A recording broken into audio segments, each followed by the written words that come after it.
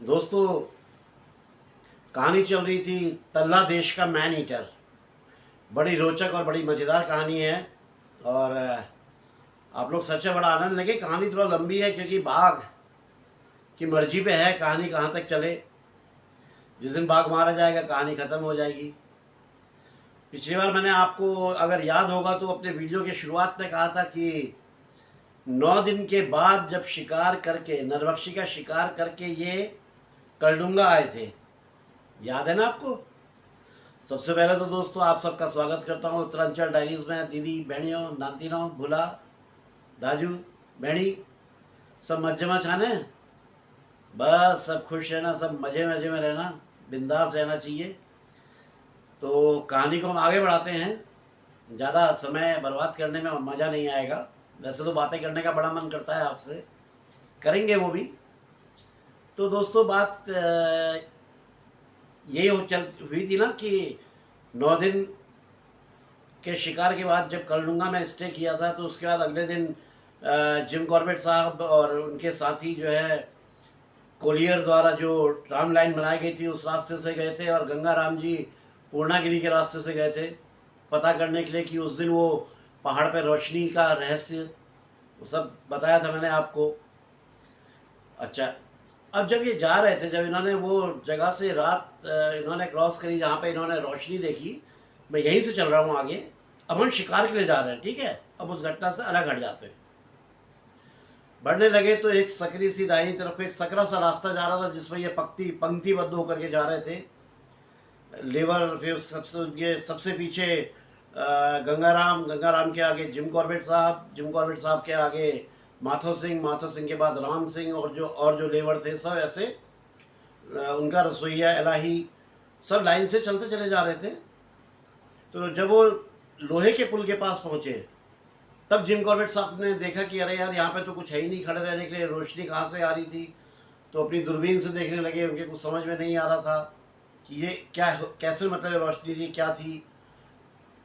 उन्होंने अपना कैमरा वगैरह निकाला और उस जगह की सब फोटोग्राफी वगैरह करनी शुरू करी, और लोग आगे को बढ़ते चले जा रहे थे।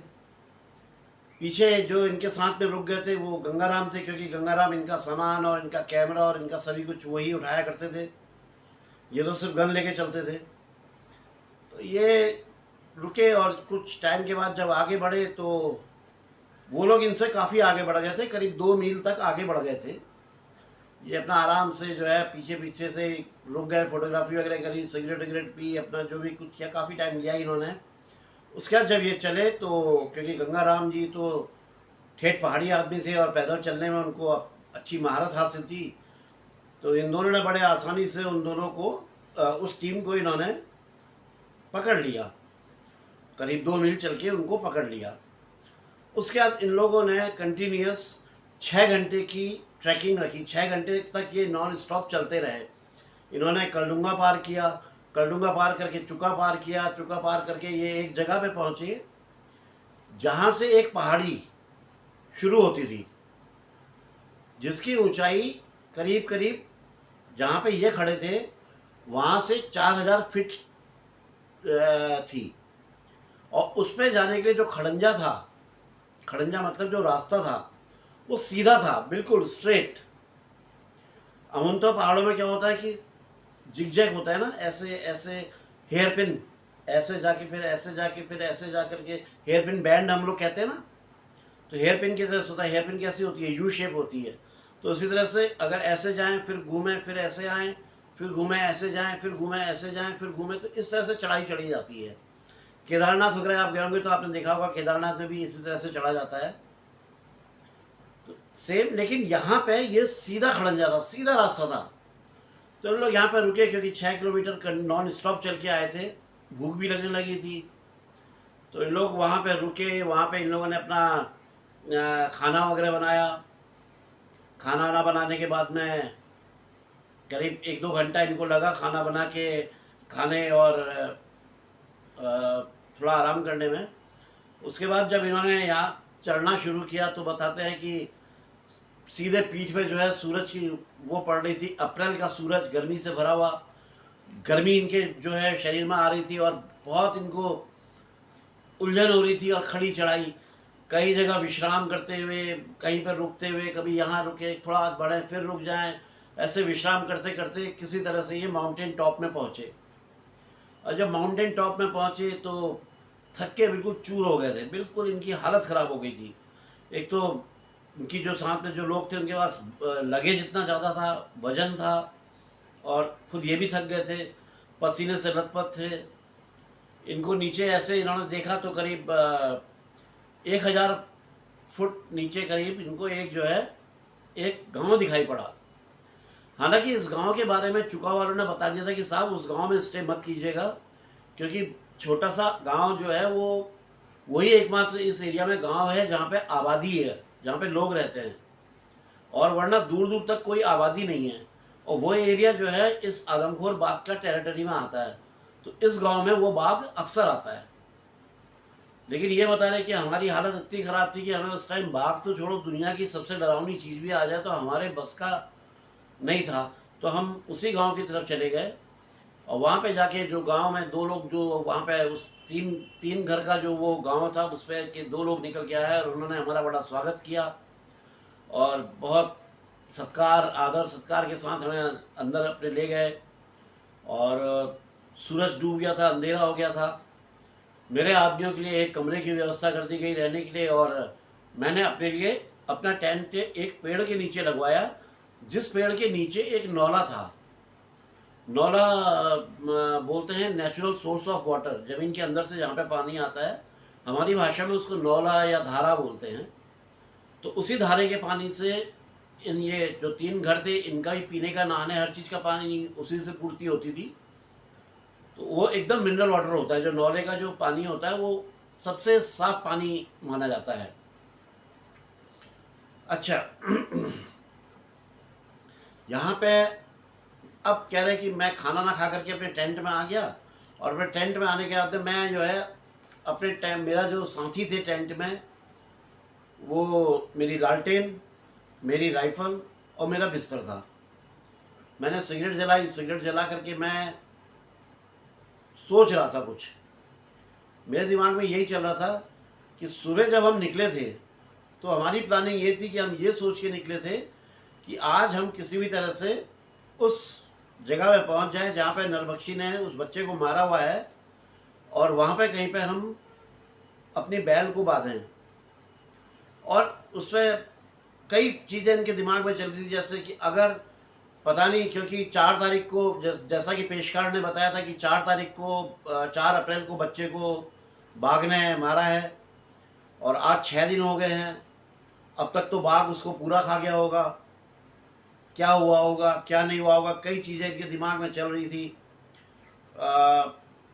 इधर जो है बिल बेंस साहब का भी ऑर्डर आ गया था, एक सरकारी आदेश आ गया था कि कोई भी गांव वाला उस चीज़ के साथ छेड़छाड़ ना करे जिसको किसी बाघ ने मारा हो, चाहे वो इंसान हो चाहे जानवर हो, उसको बिल्कुल ना टच करे। जिम कॉर्बेट साहब जब आएंगे वो खुद देखेंगे और क्या करना है, आगे की कार्रवाई वो खुद करेंगे। ये एक मैसेज, ये एक आदेश हर गांव में पटवारी द्वारा पहुंचा दिया गया था। ये सब सोचते हुए ये जो है अपना सो गए, नींद आ गई। अच्छा, सुबह इनको जल्दी निकलना था, तो गंगाराम जो है इनके कमरे में आया। इनकी लालटेन जो है मिट्टी का तेल ख़त्म हो जाने के कारण बंद हो गई थी। गंगाराम इनको उठाने के लिए आया और लालटेन में अपना तेल भरने लगा। इधर ये जो है अपना नीचे नौले में चले गए नहाने के लिए। अपना उन्होंने कहा जाओ मैं नहा धो के अपना फ्रेश हो लूँ, भाई निकलना है जल्दी। अब ये नहा धो करके आए। ऊपर आने के बाद में ये जो इनकी 245 बोर की जो राइफ़ल थी, क्या उसका नाम है, उसका बड़ा अच्छा सा नाम इन्होंने बताया था, रोबेन समथिंग, रिग्बी, 275 बोर की रिग्बी माउजर राइफ़ल जो इनकी थी, उसको इन्होंने तेल वेल से डाल के उस पर उसकी साफ़ सफाई करी, उसको पूरा सर्विस किया, उसको बिल्कुल ठीक कर लिया हर तरह से, और उससे 5 राउंड भरे, यानी कि 5 गोलियां उससे भर के उसको बिल्कुल तैयार कर लिया। और अब ये वो जो गांव वाले थे उनसे पूछने लगे कि भाई बताइए वो बच्चे का शिकार किया था कहाँ पे किया है, तो गांव वालों को कुछ पता ही नहीं। एक्चुअली कारण क्या था नहीं पता होने का कि वो बाघ की दहशत ने संचार व्यवस्था जितने आसपास के गांव की जो भी थी वो सब खत्म कर दी थी। कहीं से कहीं तक कोई संचार नहीं हो पा रहा था। इनको कुछ पता ही नहीं था कि किसी बाघ ने किसी बच्चे को भी मार दिया है। ये तो पता था इनको कि कोई मैन ईटर है जो एक्टिव है और हमारे आसपास में है, उसका हम बेल्ट में आते हैं, उस रेंज में टेरिटरी में आते हैं हम। लेकिन किसी को मार दिया, कब मार दिया, ये सब इनको नहीं पता था। और जिम कॉर्बेट साहब के लिए भी ये बड़ी अजीब सी पहेली हो गई, क्योंकि जिम कॉर्बेट साहब के लिए तल्ला देश का एरिया जो है ये एकदम नया था, पहली बार गए थे। और बाघ जो है 8 साल से एक्टिव था, बाघ चप्पे चप्पे चप्पे से वाकिफ था, लेकिन कॉर्बेट साहब को कुछ नॉलेज ही नहीं थी यहाँ की। एक मिनट, एक मिनट, जरा टॉर्च जला रहा हूँ, सॉरी यार। तो इन्होंने अपनी गन पकड़ी और चलना शुरू किया। इनके आदमी अपना खाना वाना खा रहे थे। इन्होंने बोला कि ठीक है, तुम खाना वाना खा के सामान वामान लपेट के आना, मेरे पीछे पीछे आना, मैं जा रहा हूँ तब तक का। ये चले और चलते हुए उस जगह पे पहुँचे जहाँ पे ये खड़ी चढ़ाई चढ़ के पहले दिन आए थे। उस माउंटेन टॉप में पहुँचे और वहाँ से चारों तरफ देखा तो उसकी खूबसूरती को देख करके ये बिल्कुल बहुत ही मोहित हो गए। इन्होंने देखा कि नीचे जो है शारदा नदी के ऊपर जो है कोहरे की चादर आई हुई है जो दूर तक गई हुई है। और फिर उसके बाद उधर जो है देखा तो नेपाल का मैदान दिखाई पड़ रहा है, उधर टनकपुर दिखाई पड़ रहा है। और टनकपुर और नेपाल के बीच में शारदा नदी ऐसे लग रही जैसे एक वो चांदी की कोई प्लेट बिछी हुई हो, ऐसे ऐसे करके काफ़ी दूर तक चमकती हुई, बहुत खूबसूरत। दूसरी तरफ देखा तो वहाँ पे जो है ये अपना चुका गांव, चुका गांव हालांकि पूरा कोहरे से और वो बादलों से ढका हुआ था, जो धुंध थी उससे ढका हुआ था, लेकिन उनको वो रास्ता दिखाई पड़ रहा था 3 मील का, जो जिससे ये ठाक गए थे जहाँ पे इन्होंने नरबख्शी को मारा था। तो इनको अपने पुराने 25 साल सब याद आ गए। एक एक कुमाऊँ के एक एक रास्ते से ये परिचित थे, एक एक जगह से जंगल के बारे में इनको नॉलेज थी, वो सब इनको याद आ गया। और बस यही जो एक जगह थी, ये इनके लिए तल्ला देश, ये इनके लिए पहला एक्सपीरियंस था। पहली बार यहाँ पे इस जगह पे आए थे। अब वहाँ पे से 2 बाटे थे, मतलब 2 बाटा बोलते जहाँ से 2 रास्ते कट रहे हों, वैसे चौबाटा। एक रास्ता तो वो था जो नीचे से ढलान चढ़ के आए थे, एक रास्ता वो जो नीचे 1000 फुट नीचे गांव में गए थे। 2 रास्ते ये हो गए और 2 रास्ते सामने से और जा रहे थे। एक रास्ता जा रहा था शारदा की तरफ को और दूसरा रास्ता इस तरफ जा रहा था जो जंगल की तरफ था। तो इन्होंने डिसाइड किया कि शारदा की तरफ जाने से बेहतर है कि मैं इस जंगल की तरफ जाके देखता हूँ। और ये वहाँ की खूबसूरती का बखान करते हुए जा रहे थे, जिन्होंने किताब में किया हुआ है। अप्रैल का जो शुरुआती दौर होता है, इस टाइम प्रकृति जो है अपने पूर्ण यौवन में होती है, रंग बिरंगे फूल खिले हुए होते हैं चारों तरफ, नई नई कपोल, नई नई पत्तियाँ पेड़ों में आई हुई होती हैं, भिन्न प्रकार की तरह तरह की बर्ड्स आई हुई होती हैं जो चहचहा रही होती हैं मिलन की आस में। और कई तरह के घुरड़, काकड़ और कई तरह के जंगली मुर्गी, बहुत तरह के जीव जानवर भी आ जाते हैं। प्रकृति पूरे यौवन में होती है, पूरा उल्लास का वातावरण होता है, ब्रांच खिल चुका होता है। ब्रांच हमारे यहाँ का एक एक एक ये कहना चाहिए हर्बल फ्लावर है, ब्रुश का फूल हम लोग बोलते हैं। इससे एक शरबत बनता है, इसका जूस बनता है। इसका जो शरबत है वो हार्ट पेशेंट के लिए बहुत बढ़िया है, किडनी के लिए बहुत बढ़िया है, डायबिटीज़ वालों के लिए बहुत बढ़िया है। तो इसका दिन में 2 बार गिलास इसका शरबत पीना चाहिए कहा जाता है। और इसके अलावा हमारे ये काफल, खुमा और घिंगारू, किलमोड़, ये भी हमारे जो देसी फल हैं, ये खूब प्रचुर मात्रा में जंगल में होते हैं।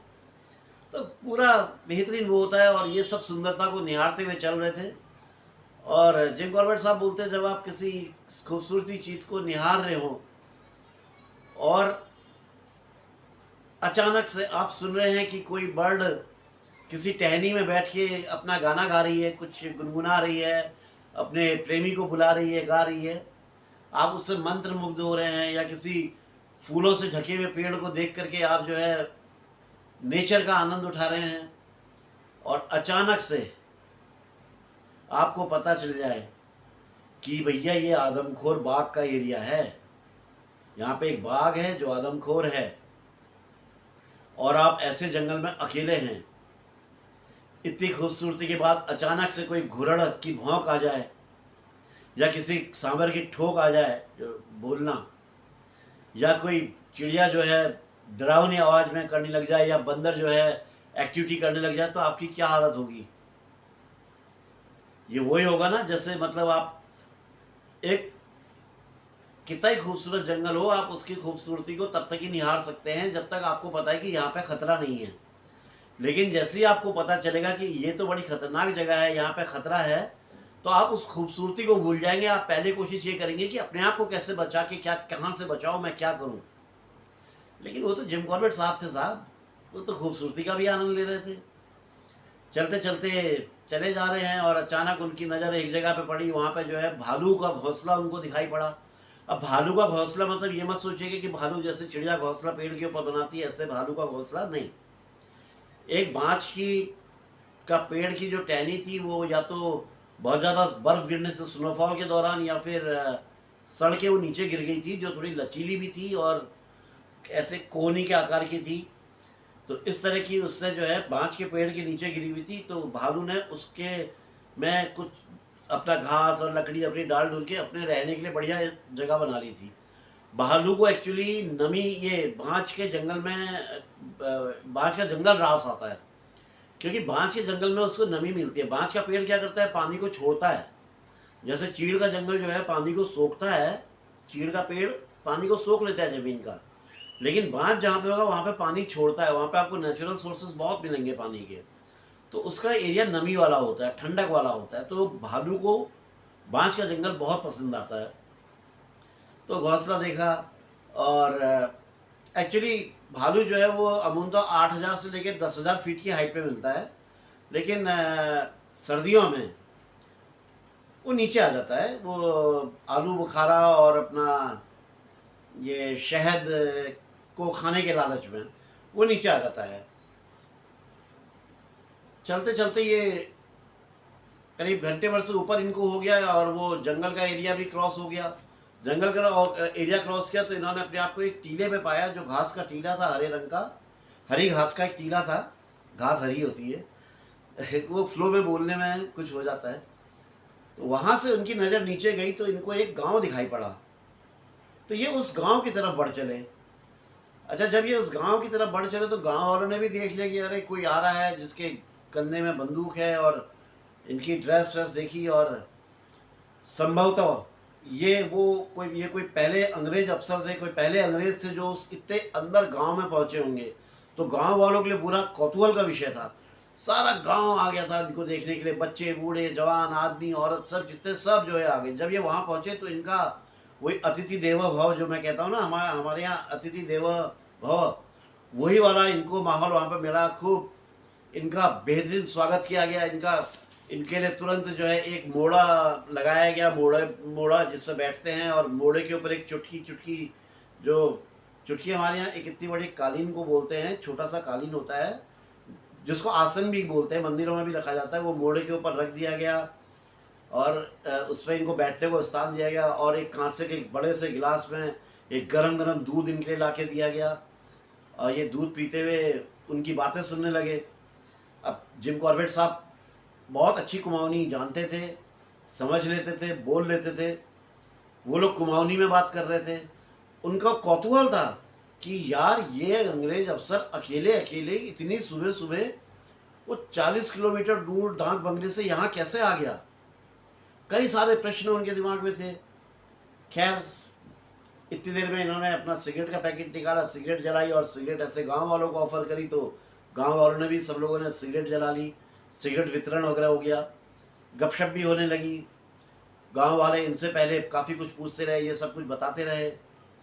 फिर इन्होंने गांव वालों से पूछा कि भाई इस गांव का नाम क्या है। तो वहाँ बताया गया साहब इस गांव का नाम तमाली है। तो बोले अच्छा, ये बताइए यहाँ पे कितने सालों से आदमखोर है। तो उन लोगों को ठीक ठीक नहीं पता था। उन लोगों ने बोला, कोई बोला 8 साल से, कोई बोला 10 साल से। तो उनका याद करने का तरीका क्या था? उन्होंने बोला बाघ ने उस साल पहला अटैक किया था जिस साल बची सिंह ने लकड़ी काटते हुए कुल्हाड़ी से अपनी पाँव का अंगूठा काट दिया था। दूसरा बोला ना ना ना ना ना ना ना, ये उस साल की घटना है जिस साल दान सिंह जो है अपने 30 रुपए का बैल खरीद के लाए थे और वो पहाड़ से गिर के मर गया था, याद करो, उस साल जो है पहला अटैक हुआ था। तो इस तरह से इन लोग गणना कर रहे थे कि कितने साल हो गए हैं बाघ को। खैर जिम कॉर्बेट साहब ने बोला कि अभी हाल में भी कोई शिकार हुआ है क्या? तो उन्होंने बोला हाँ साहब, अभी ये कुंदन की माँ को तो मारा है, ये पिछले महीने मार्च के महीने में, यानी कि 1 महीना पहले कुंदन की माँ को मारा है। वो गांव की औरतों के साथ जो है घास काटने के लिए गई थी, बाघ ले गया उसको। बोले अच्छा। तो जिम कॉर्बेट साहब ने सोचा यार ये बहुत आइडियल लोकेशन है, ये सबसे बढ़िया जगह है, अब मेरे को लगता है कि मुझे यहीं रुक के शिकार करना चाहिए बाघ का, अब यहीं इंतज़ार करना चाहिए, यहीं पे मुझे बैल वगैरह वो भैंस वगैरह मंगा लेनी चाहिए। लेकिन नहीं कर सकते थे क्योंकि इनको वहाँ जाना ज़्यादा ज़रूरी था जहाँ पे मेन शिकार हुआ था उस बच्चे का, उस गांव में वहाँ जाना ज़रूरी था। अच्छा, इस गांव वालों को के साथ एक दिक्कत और थी, नहीं ये भी नहीं पता था कि ये बाघ है कि बाघिन है, जो शिकार कर रही है ये बाघ है कि बाघिन है, ये भी नहीं पता था। और भी कई जानकारी जो ये लेना चाह रहे थे इन गांव वालों से नहीं मिल पा रही थी। अब गांव वाले इनके पीछे पड़ गए, अरे साहब हमें छोड़ के मत जाइए, आज आप यहीं रुकिए, अब कुछ दिन यहीं रुकिए, बाघ यहीं आएगा, आप यहीं शिकार कीजिए, हमें मुक्ति दिलाइए। कह रहे बड़ा कठिन होता है किसी बाघ से पीड़ित गांव वालों को उनकी हालत पे छोड़ के जाना। लेकिन मैंने उनसे वादा किया कि मैं दोबारा आऊँगा, पहले मैं उस गांव मुझे जाने दो, मैं वहाँ जाके पहले शिकार की कोशिश करता हूँ। अगर क्योंकि बाघ अभी उसी एरिया में एक्टिव है, अगर मैंने वहाँ मार दिया तो फिर यहाँ आने की ज़रूरत नहीं पड़ेगी। अगर वहाँ से बचा, बाघ को मैं नहीं मार पाया, तो मैं आप लोगों से वादा करता हूँ मैं यहाँ आऊँगा आपके गांव में और यहाँ पे आकर के मैं उस बाघ का शिकार करूँगा। लोग समझदार थे, समझ गए बात को कि हाँ भाई बाघ का मरना ज़्यादा ज़रूरी है, इनका रुकने से ज़्यादा ज़रूरी है बाघ को मार दिया जाए। अब ये उसी रास्ते से वापस आने लगे और वापस आते हुए ये उन निशानों को मिटाते जा रहे थे जिन निशानों को इन्होंने जाते हुए लगाया था कि जिन निशानों को देख के इनके आदमी इनके पीछे पीछे आ जाएं। तो आदमी तो आए नहीं थे, ये उन निशानों को मिटाते मिटाते वापस फिर उसी जगह पे पहुंच गए, वही चौबाटा 4 रास्ते जहाँ पे आके मिल रहे थे। मैंने बताया ना पहले आपको, जो एक रास्ता जिस खड़ी चढ़ाई 400 मीटर की जो चढ़ाई चढ़ के आए थे 4000 मीटर की, दूसरा 1000 फीट नीचे जो गांव में नाइट काटी थी, और एक रास्ता जिससे ये अभी आए थे। तो जिस रास्ते से ये अभी आए थे इन्होंने इस रास्ते में पत्तियां और कुछ लकड़ियों की सहायता से एक क्रॉस का निशान बना दिया, ऐसे क्रॉस का निशान बना दिया जिससे कि इनके आदमी उस दिशा में ना जाएं। हालांकि इन्होंने अपने आदमियों को कुछ बताया नहीं था कि मैं कोई ऐसे निशान बनाऊंगा, लेकिन वो इनके साथ रहते हुए इनकी आदतों से परिचित हो गए थे। तो ये मान के कि वो समझ जाएंगे ये अब इस दिशा में चले जिस दिशा में शारदा नदी की ओर जो रास्ता जा रहा था, अब इन्होंने इस दिशा में चलना शुरू किया। उसके बाद क्या हुआ दोस्तों, वो मैं आपको इसके बिल्कुल सही अगले वीडियो में बताऊंगा, क्योंकि वीडियो बहुत ज़्यादा लंबा हो जाता है और आप लोगों के पास से भी पूरा टाइम नहीं होता है देखने का इतना। तो दोस्तों आज्ञा दीजिए अपने इस दोस्त को, अपने उत्तरांचल डायरीज को, कि अगली तैयारी करके आपको इसके आगे की कहानी सुनाए। बाघ मारा और नहीं मारा, और मारा तो कितने बाघ मार दिए, एक मारा या एक से ज़्यादा मार दिए या कोई और जानवर मार दिए। तो जो भी घटनाक्रम रहा, इनके आदमी आए कि नहीं आए, कई चीज़ें, बहुत सारे क्वेश्चन मार्क हैं। उन सारे क्वेश्चन मार्क का आंसर एक ही है, नेक्स्ट एपिसोड। तो दोस्तों जय बद्री विशाल, जय उत्तरांचल, जय माँ भारती, जय भारत माँ।